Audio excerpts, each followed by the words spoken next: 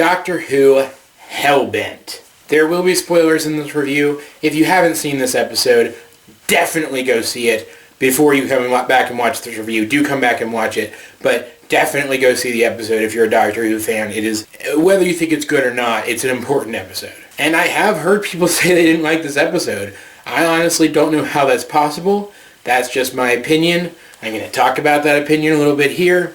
Moving on, I am not actually going to get all that in-depth about the plot of this episode. I'm going to give you the bare-bones overview of the plot, and then I'm going to talk about the ending of this episode. I'm going to try to be as laser-focused with this as possible, because otherwise I'm going to start rambling, and this review is going to go on for like an hour. So if it seems like I'm leaving stuff out, if it seems like I'm cutting corners, if it seems like the review is shorter than you expected it to be, that's why. Please keep that in mind.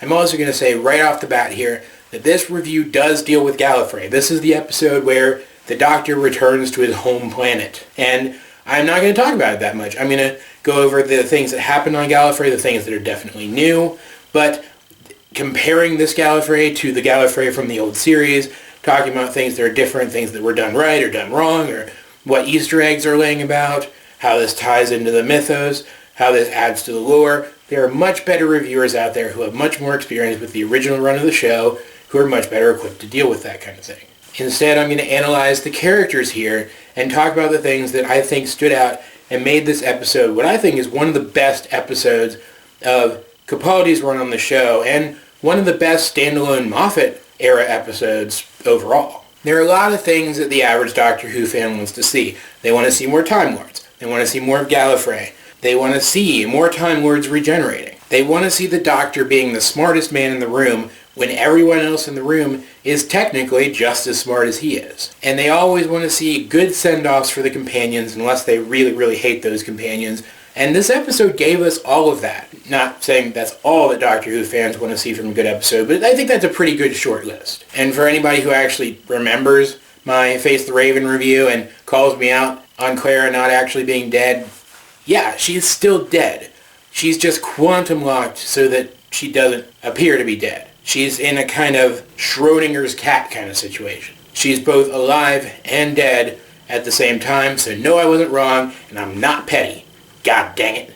Anyway, moving right along. Where we left off last episode, the Doctor had just emerged from his own confession dial, where he was tortured for information for billions of years and killed billions of times by his own people. He emerges from the confession dial on Gallifrey. He knows what the other Time Lords want. They want what he knows about something called the hybrid, which I thought I actually knew what the hybrid was. It turns out I might not have actually been correct, but what I thought the hybrid was is definitely what the Doctor, at this point, at the beginning of this episode, thinks that the hybrid is, and that's the Doctor himself. We learn later in the episode during a council meeting between the Doctor and some of the other higher-ups on Gallifrey, the remaining higher-ups, we'll talk about that in a minute, that the hybrid is literally a hybrid of two warrior races.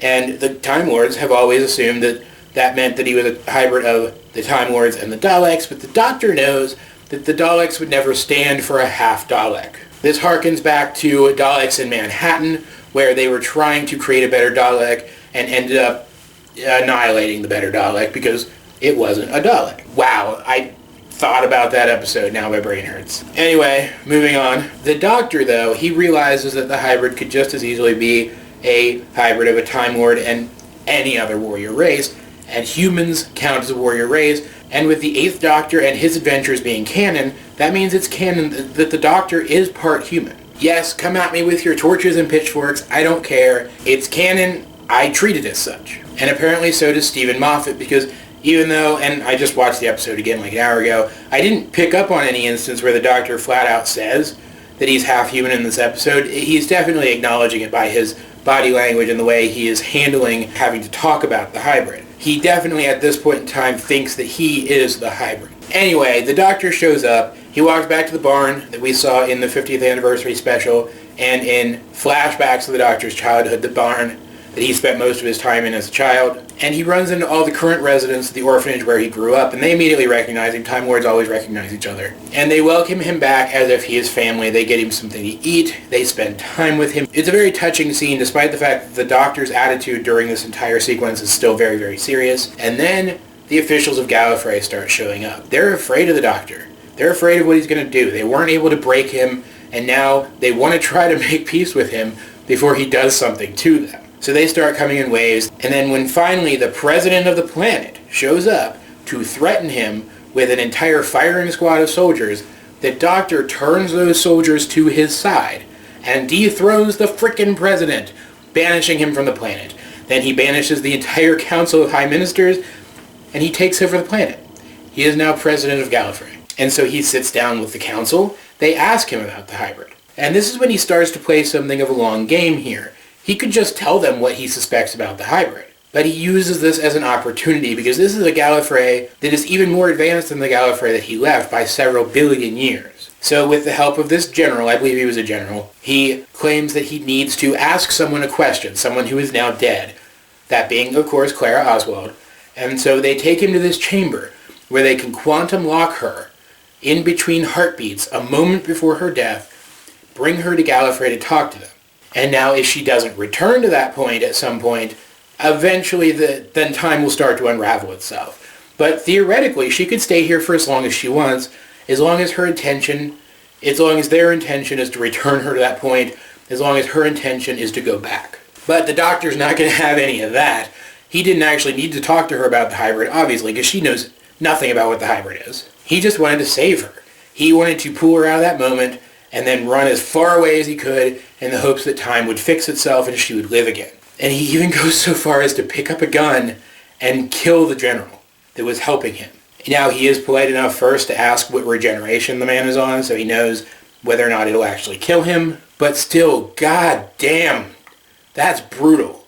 That is something that I never expected to see the Doctor do. And it's just, I'll talk about this more in my overview of the season, which will actually be my next review. I've decided to put that ahead of my review of the Christmas special, so I'm actually pushing the Christmas special back a week and planning the overview for this weekend instead, but just I forgot to say that, so I wanted to mention it here. The Doctor and Clara, they work great together, but they also push each other further, and not in the good way. They push each other to go further than any other Doctor-companion relationship ever has, even the Doctor and Rose. And for a long time, I have felt that this was unhealthy, but I was hoping that once the Doctor got back into the mindset of the Doctor, because he's been so outside of that mindset now for a year and a half, I was hoping it would right itself, and it just never did. And here, they take it to the most extreme. He shoots a man, he kills a man, and then he runs to a forbidden catacombs beneath the city where a living computer literally downloads physical creatures into itself to expand its knowledge. A place that is forbidden, and it has only been escaped once by one person, that being the Doctor himself, in a desperate attempt to save her. And he refuses to talk about what's happened to him. The other Gallifreyans have to catch up with him and tell Clara what they did to him, at which point she sides with him. Despite the horrible things that he's done, despite the questionable things that he's done, she sides with him and she's now enabling this behavior. And while I don't entirely agree with what he did here, I can certainly understand it, and it did bring us some really badass scenes. We got some great emotional acting between Capaldi and Coleman. They were absolutely great here. Their chemistry is in top form. We got to see a Gallifreyan regenerate into not just the opposite sex, but into another race, which is a huge treat for the fans.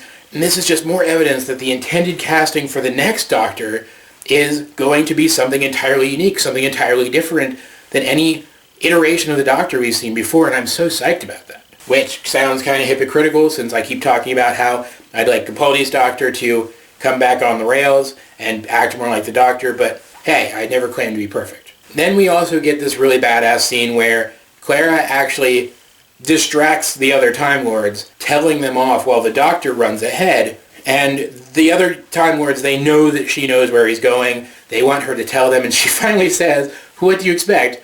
The Doctor is on Gallifrey and he wants to leave. He's going to steal a TARDIS. He steals a TARDIS, he jumps a few minutes back in time, picks her up, and they leave in this fresh TARDIS that is a gorgeous, faithful recreation of the original TARDIS. The original TARDIS control room from the very first season of the show. And we even get to see a TARDIS exterior here. We'd seen them before, but never actually in motion. That was pretty cool.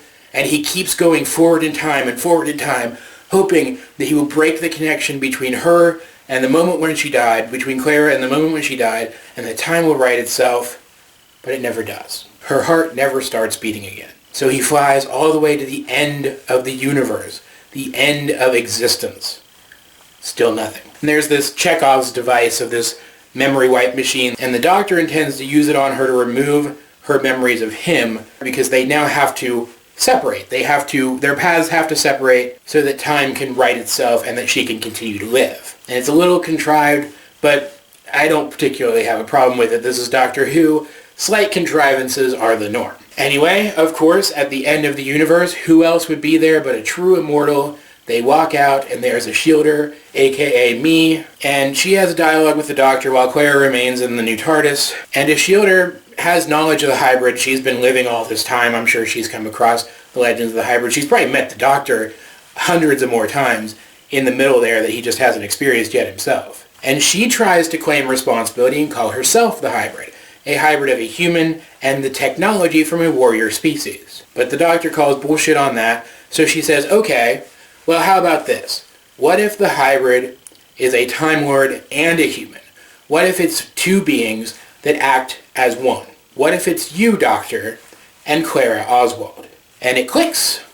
This is where the storyline was always going. The storyline of the two of them acting so out of character for each other was all building up to this reveal that the Doctor has to cut her out of his life, not for her sake, but for his sake, because he realizes that he would do anything for her and that he can't continue to behave that way and still be the Doctor and still keep the oath that he made when he chose the name Doctor. And this is the part that I really wanted to talk about, because it's in this moment that Clara decides she's not going to have any of that. She's not going to let him decide her future for her, and she uses his sonic glasses, his sonic shades, to reverse the polarity of the memory wiping device so that it might work on either of them. And they both use it, and instead of erasing her memories of him, it erases his memories of her. He still knows she exists, he still knows her name, he still knows all the things that he did for her, he just doesn't remember who she was or why he did those things. And all of this is told